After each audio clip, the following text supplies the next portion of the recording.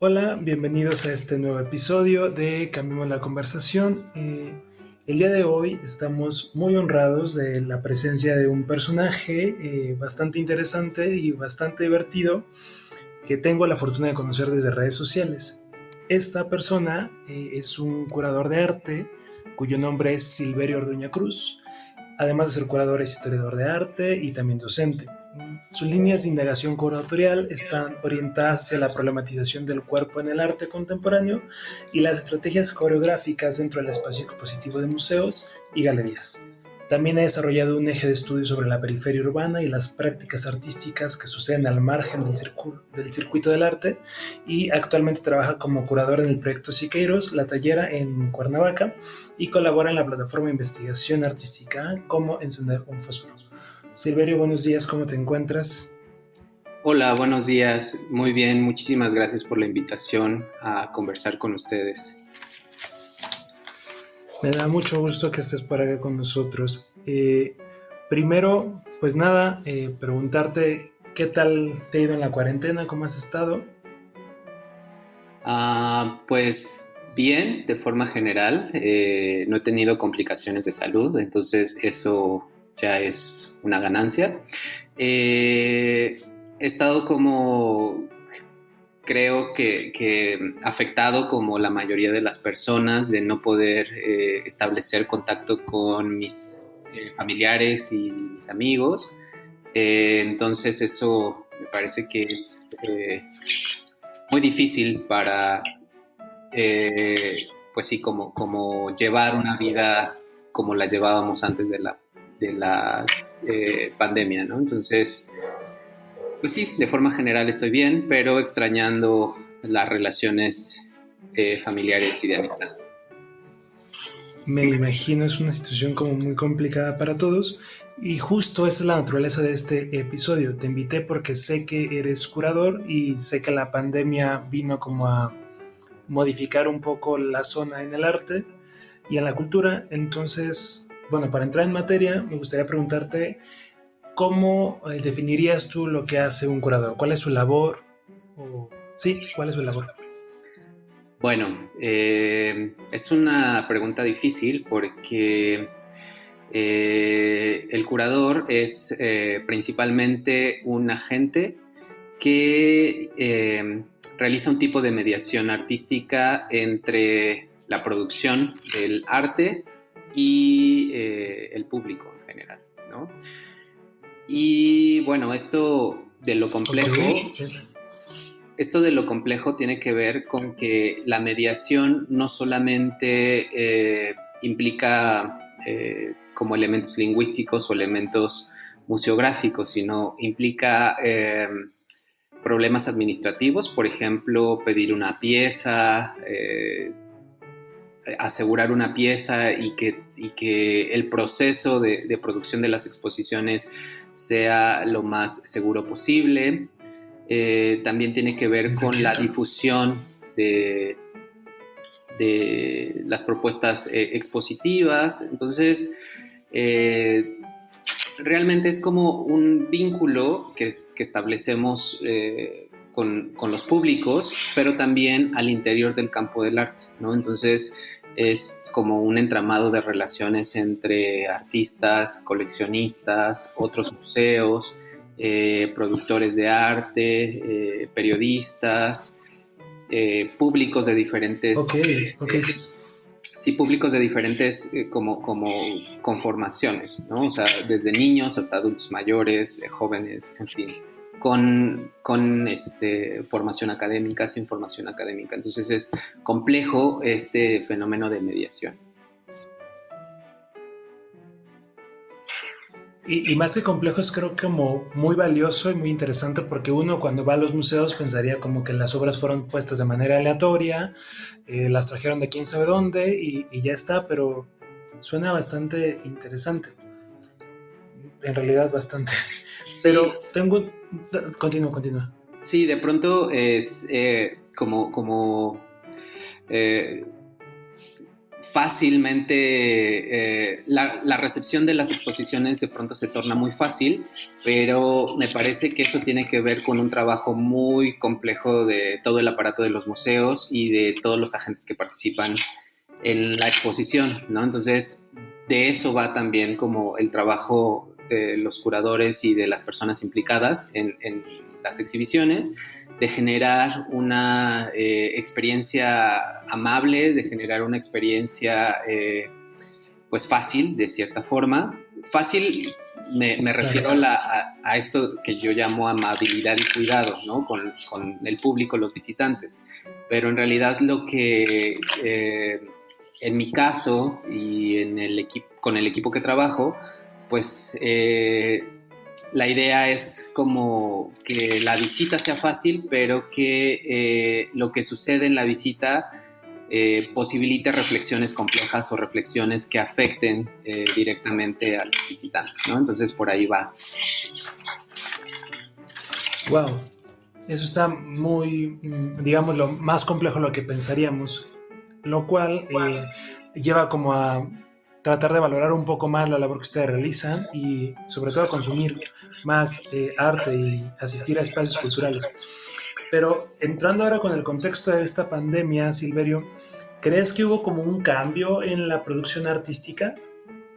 ¿O qué Ah, sucedió ahí? bueno, la producción artística me parece pues sí, fue afectada como casi o todos los campos de la vida. La producción artística de pronto se vio interrumpida, es decir, que algunos proyectos que estaban ya en los calendarios de los museos, de las galerías, de las escuelas, de los propios artistas, como viajes, residencias, en fin, se interrumpieron por la pandemia y eso modificó muchísimo como las posibilidades laborales y económicas de las y los artistas, ¿no? Como primer ámbito. Otra cosa con la que me parece podemos vincular los efectos que provocó la pandemia es la imposibilidad de que el público tuviera contacto con las obras de arte, ¿no? Y eso también orilló a algunos artistas a preguntarse sobre la producción de obras como objetos y a vincular sus reflexiones estéticas con el espacio digital, ¿no? Como el espacio permitido durante estos meses para distribuir los contenidos artísticos y culturales, ¿no? Entonces, de alguna forma, presumo que los efectos estuvieron dados en la relación laboral y de producción de los artistas y también en las reflexiones en torno a cómo se distribuyen estos contenidos artísticos y culturales. Y justo esa parte de la como distribución artística, supongo que también cambió la forma en la que pensamos que van a funcionar los museos. Creo que muchos por ahí tenían como recorridos virtuales y no sé, ¿tú qué opinas al respecto? Me parece que, bueno, esto ya se ha dicho en muchísimos lados, que los museos no estaban preparados para distribuir sus contenidos de forma digital. Me parece que es una como debilidad de muchas instituciones museísticas que no estaban preparados y no tenían la infraestructura suficiente para difundir sus contenidos por los medios digitales, ¿no? Que me parece importantísimo en el contexto actual, no solamente vinculado con la pandemia, sino como el momento en el que estamos viviendo. Me parece que la distribución de estos contenidos por la vía digital enfatiza como la descentralización, posibilita que otras poblaciones y otros públicos se vinculen con las prácticas artísticas que cada museo propone en sus exhibiciones. Entonces me parece que al inicio de la pandemia hubo como una sobresaturación, bueno, una saturación, porque pues los museos quisieron como establecer o generar conexiones con sus públicos, ¿no? Pero de pronto tanta información pues saturó a los usuarios, ¿no? De las redes o de el espacio digital. Me parece que los museos tienen que reflexionar más profundamente cómo van a estar distribuyendo estos contenidos en redes y en el espacio digital para posibilitar la conexión con sus públicos, ¿no? Más que cansarlos con sus 10 publicaciones al día, pensar de forma curatorial, por así decirlo, o pensar de forma de cuidar a sus públicos con producir los mensajes y las mediaciones necesarias para que sucedan las experiencias que estaban planeadas, ¿no? Entonces, sí, creo que es algo importante, pero que hay que reflexionar muchísimo para posibilitar que estas experiencias sucedan de una forma más amistosa. Claro, y también como pensar un poco que no todo el mundo tiene acceso a Internet o que no todo el mundo está como dispuesto a consumir, como decías, 10 publicaciones al día sobre arte. Y no sé si sean redituables, te preguntaría yo a ti, las galerías por Internet. He visto que algunos artistas tienen como galerías y que tiene como costo la entrada y hay como una especie de venta de obras. No sé si eso afecte mucho, porque generalmente concebimos ir a los museos porque son medianamente económicos en comparación a una galería privada. No sé por ahí si eso también cambie. Pues me parece que son formas de adaptación que el campo artístico está implementando. Me parece que también estamos en un periodo de ensayo que no sabemos uh, uh, cuáles van a ser los efectos de estas propuestas en un lapso pequeño de tiempo, pero me parece que con el transcurrir de estos meses ya se están asentando algunos proyectos, ¿no? O sea, me parece importante que también se genere una remuneración justa para los productores culturales y productores del arte. Me parece que en este contexto de pandemia y de encierro, pues de pronto se olvida que los artistas son trabajadores, ¿no? O que las personas que están involucradas con el arte son trabajadores y que su trabajo depende también pues de los vínculos en vivo, ¿no? O sea, la mayor parte del tiempo. Entonces me parece que esta relación de buscar un, eh, pues sí, una remuneración o un recurso económico para seguir solventando las producciones o seguir solventando los espacios es una salida idónea.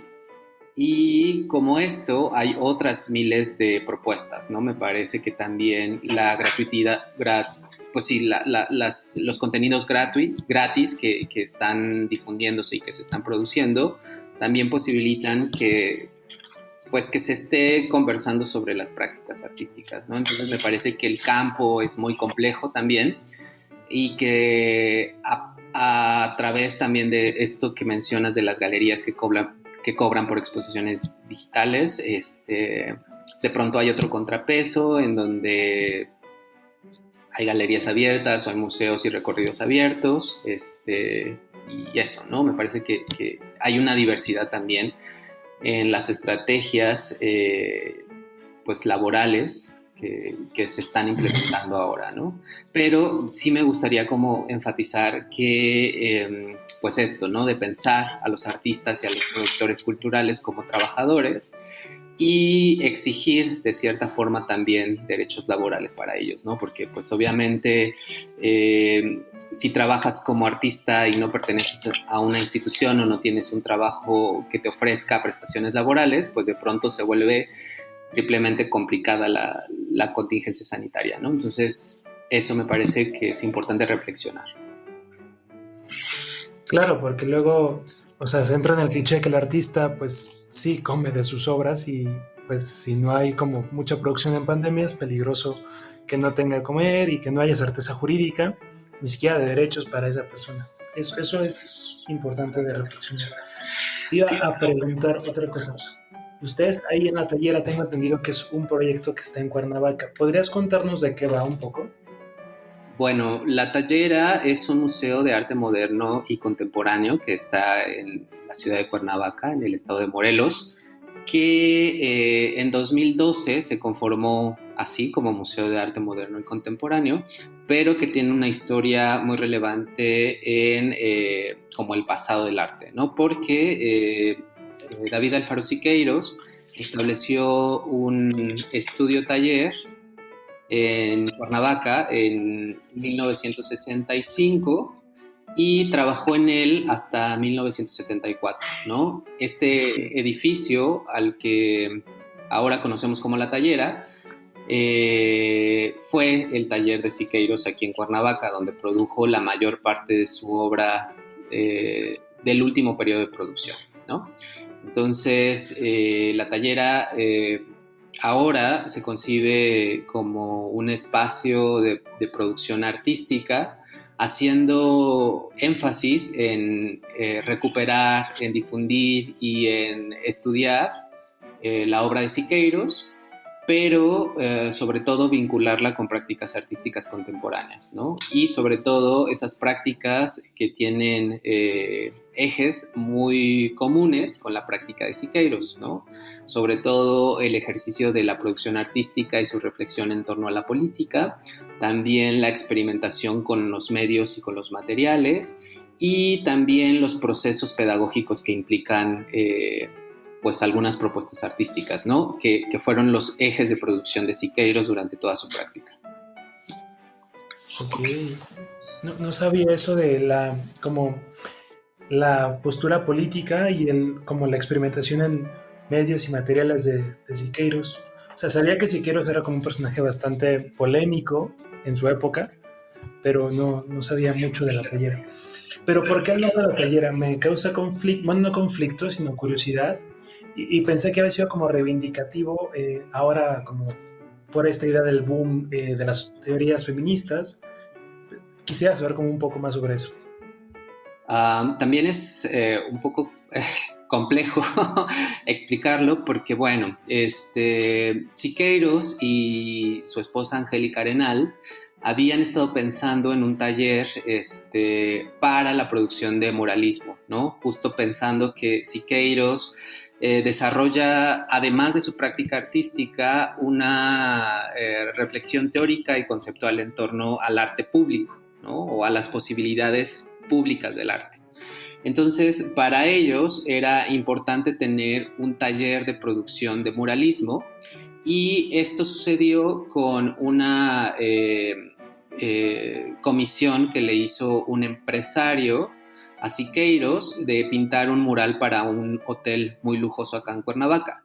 Y fue esta comisión la que posibilitó la construcción de su taller estudio, lo que ahora se conoce como La Tallera, ¿no? Entonces, se le nombró La Tallera por las dimensiones del espacio, ¿no? Entonces, imaginen las dimensiones de altura y las dimensiones pues sí, físicas de este espacio, al ser un espacio de producción de murales, ¿no? Piensen que, bueno, este proyecto del mural para el Hotel Casino de la Selva de aquí, Cuernavaca, se expandió tanto que tuvo que cancelarse y conformar otro proyecto, ¿no? Y lo que surgió de ese proyecto fue el Poliforum Siqueiros, que está en la Ciudad de México, sobre la Avenida Insurgentes, y es un espacio que es un edificio cubierto por murales de muy amplias dimensiones, ¿no? Entonces, la tallera se llama así, de alguna forma, por el enorme tamaño, o sea, como pensar que no es un taller, sino que es la tallera, como este cambio de dimensiones por solamente decir tallera, ¿no? O sea, como decir que es un espacio enorme. Pero también Siqueiros le llamó así porque este espacio para él significaba una relación muy estrecha con la maternidad, ¿no? O sea, como la producción de vida, y en este caso era la producción de vida a través de murales, ¿no? Entonces, por eso también le asignó este sentido femenino vinculado con la producción de vida. Ya. Yo lo había identificado solo como con sentido femenino, no sabía que era por la producción y tampoco sabía lo de las dimensiones. Ahora que lo dices, puedo pensar que sí es un espacio sumamente amplio. Y bueno, retomando un poco la idea de la producción de murales, ¿todavía se producen? O sea, ¿crees que, no sé, el muralismo en México sea como una corriente que aún permanezca? O ahora qué ha pasado con la tallera? ¿Qué hacen actualmente ahí? Bueno, La Tallera, en su apertura como Museo de Arte Contemporáneo en 2012, intentó mantener una producción, o sea, que las exhibiciones fueran producciones específicamente para La Tallera, ¿no? Y para sus dimensiones. Y estas producciones se caracterizaban por los grandes formatos, ¿no? No solamente de murales, que se hicieron varios murales o varios artistas propusieron murales, sino también esculturas, instalaciones, videos, cine, en fin. De pronto las prácticas artísticas contemporáneas tienen una reflexión en torno a los medios y no necesariamente tienen que corresponderse con los medios tradicionales como la pintura y la escultura. De esta forma, la tallera incentivó la producción de obras artísticas contemporáneas y pues bueno, la idea era que los artistas reflexionaran sobre el espacio, ¿no? Sobre el espacio específico que es la tallera y muchas veces pues las salidas de su producción tenían que ver con dimensiones enormes, ¿no? Entonces me gustaría invitarlos a todos a que visiten la tallera cuando podamos abrir los museos, porque estar ahí dentro es una experiencia, ¿no? Con las dimensiones del edificio y además con la historia, porque la tallera conserva eh, dos como estructuras de producción de Siqueiros. Una de ellas son un par de zanjas que están en el piso, justo porque Siqueiros ya no podía subirse a los andamios e ideó estas zanjas para descender y ascender los paneles donde él pintaba sus murales, ¿no? Entonces ya era más fácil si bajaba el panel podía pintar en la parte superior, si subía el panel podía pintar en la parte inferior y además de esto hay un sistema de poleas, ¿no? Que permitía la elevación y bajar estos paneles, ¿no? Entonces de pronto es como una nave industrial, por así decirlo, porque también Siqueiros pensaba que este taller era una fábrica, ¿no? Como una producción profesional de murales, ¿no? Y a la vez de la reflexión artística se le daba una importancia a la producción profesional, ¿no? Entonces, Siqueiros trabajó acá en la tallera con un equipo de artistas, de obreros,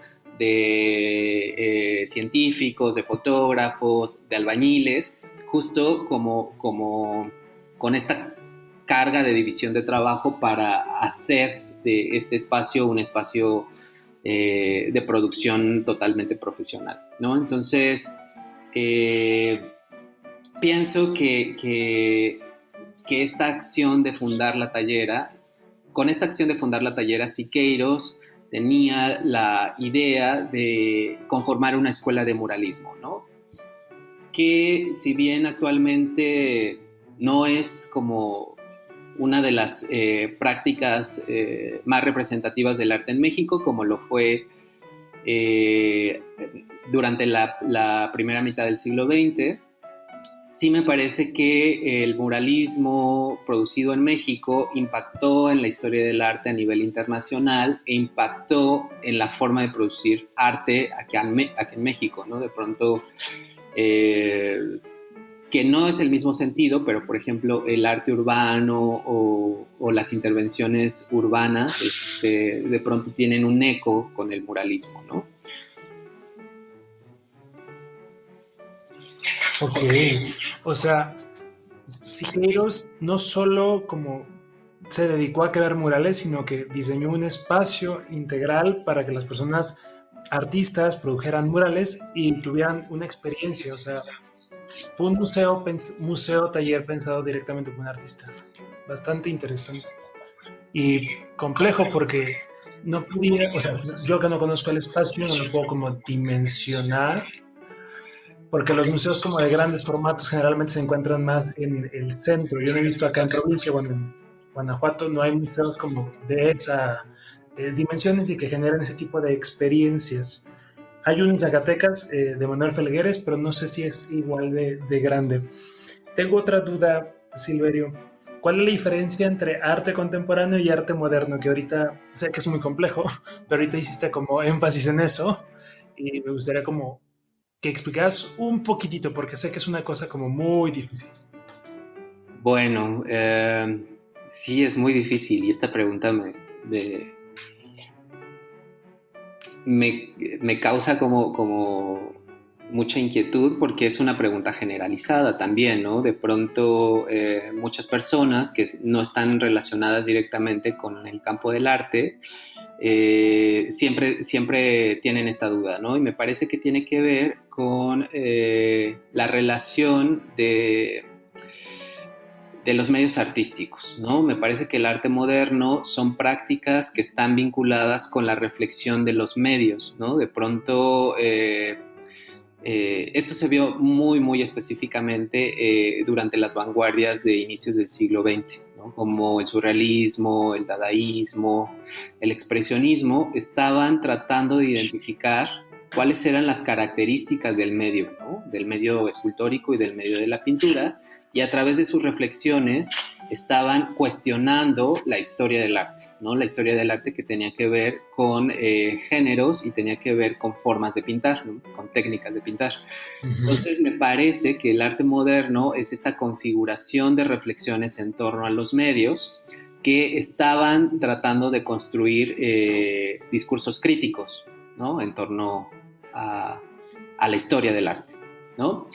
De pronto estas reflexiones, que muchas de ellas intentaban acabar con el arte en sí, por ejemplo el dadaísmo, que estaba inconforme con la producción artística tradicional por el periodo en el que se desarrolló, el periodo de las guerras mundiales, de la Primera Guerra Mundial Ujú. específicamente.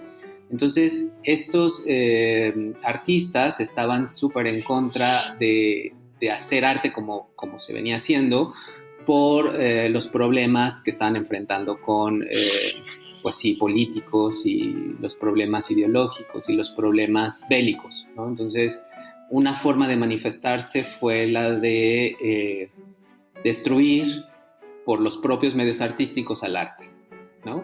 Y en eso Ok. surgió una propuesta de producción artística.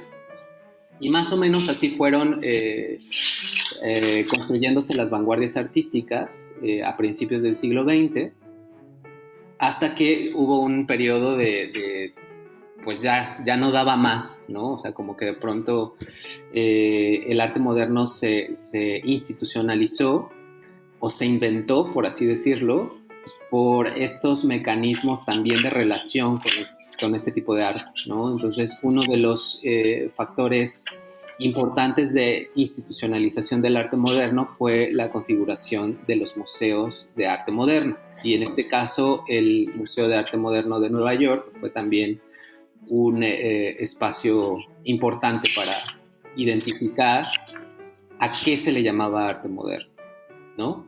Después de este periodo, que también me parece que esta explicación es muy compleja porque no podemos ver las obras y no podemos estar analizando los periodos o estar haciendo comparaciones, pero bueno, intentaré como ser lo más claro posible. Después de este periodo surgieron además otras posibilidades, ¿no? Bueno, el arte contemporáneo es también complejo situarlo de forma histórica, pero se plantea que en gran parte las producciones de la segunda mitad del siglo XX estaban encaminadas en generar, además de la experimentación con los medios, un discurso reflexivo en torno al arte, ¿no? Entonces, de pronto, El arte contemporáneo son prácticas artísticas que tienen que ver, además de la producción de objetos o de experiencias, con la reflexión en torno a muchas cosas, ¿no? La reflexión en torno al arte, pero también la reflexión en torno al presente histórico, por así decirlo.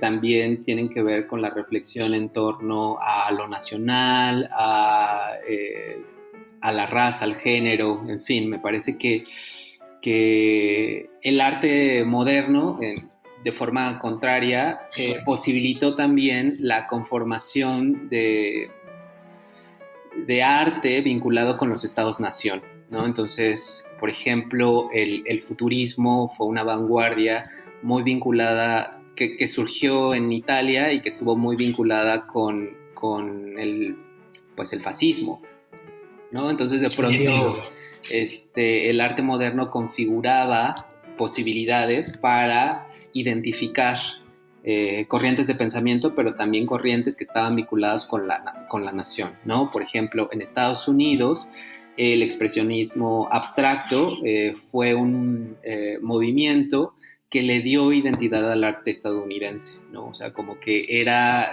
se convirtió en el estandarte de las producciones artísticas de Estados Unidos frente al mundo, ¿no? Por ejemplo, el muralismo con México, en fin, ¿no? Como que había una especie de construcción a la par de la producción artística de naciones diferentes, ¿no? Por así decirlo.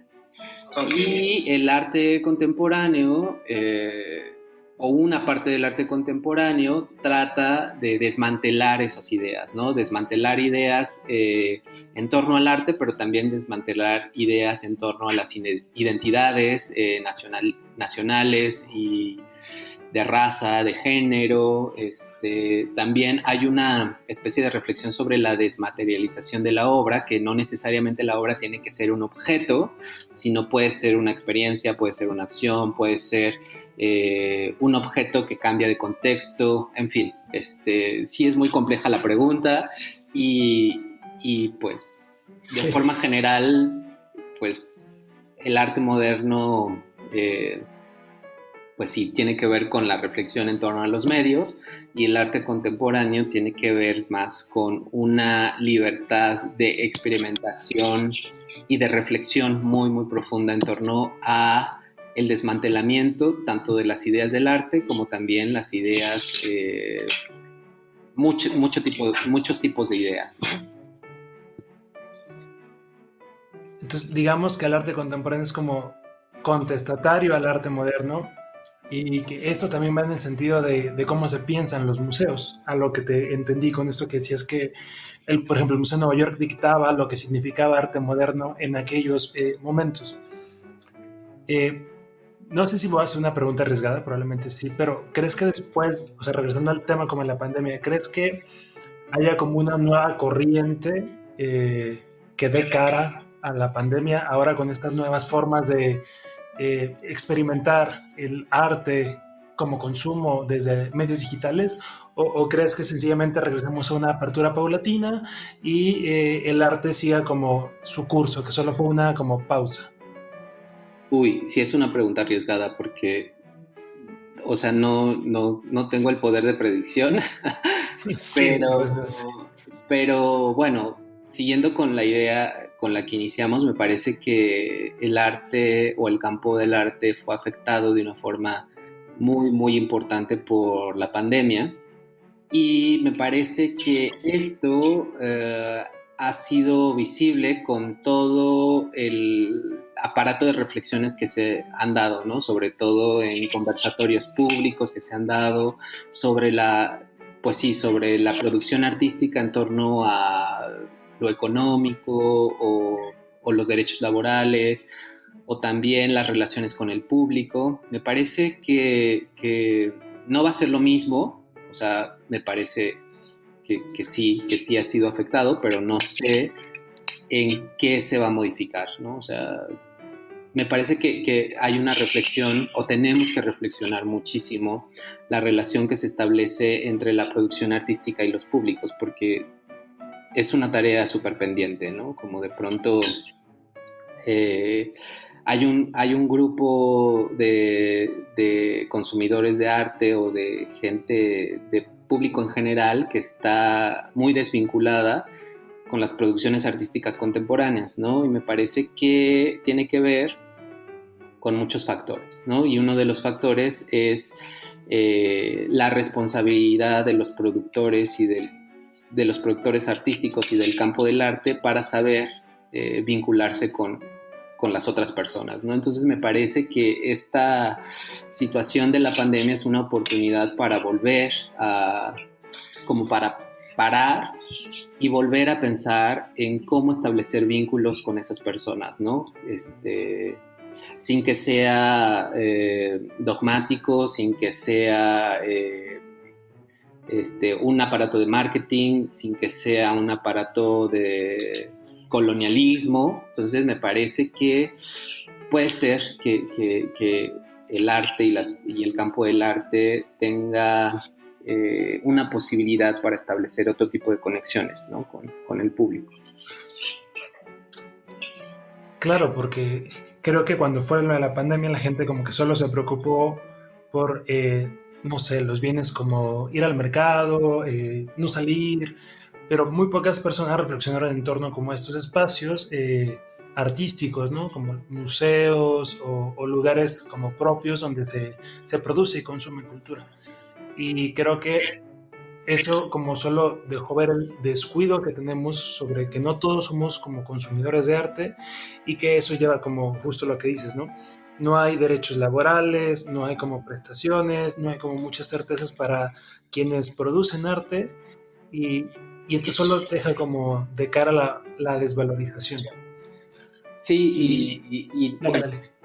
es una responsabilidad compartida, ¿no? Porque tanto no hay una valoración ni de las instituciones ni del público general, como también no hay estos vínculos que los agentes del arte establecen con sus públicos, ¿no? Entonces me parece que sí es un problema complejo porque implica responsabilidades compartidas, ¿no? Entonces, eh, sí, me parece que algunas acciones desde el punto de vista del arte tienen que encaminarse a eso, ¿no? A conformar otro tipo de relaciones, ¿no? Porque, bueno, y una de esas partes le corresponde a los museos, ¿no? Como estas instituciones que tienen la tarea de provocar o de incentivar experiencias estéticas a través de las obras que exhiben, ¿no? Entonces, es un momento idóneo para pensar,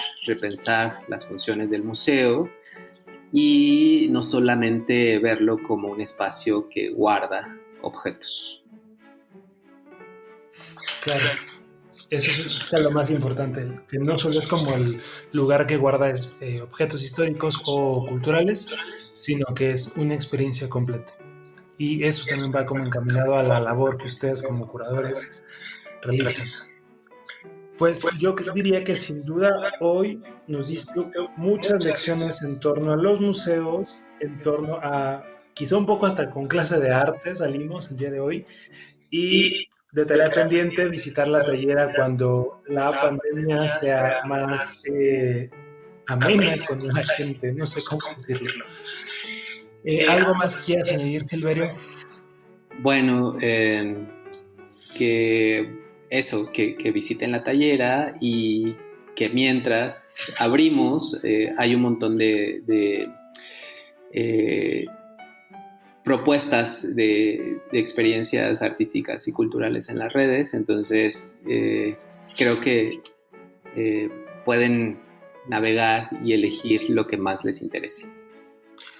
Claro, o sea, sigamos consumiendo arte desde nuestros posicionamientos, desde nuestros espacios. Pues fue un gusto platicar contigo el día de hoy, Silverio.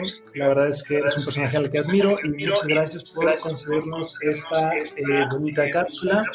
No olviden darle like a nuestro canal de YouTube, suscribirse también y seguirnos en Spotify y en Facebook y en redes sociales. Muchas gracias y eso sería todo por el día de hoy. Hasta luego. Hasta luego, gracias.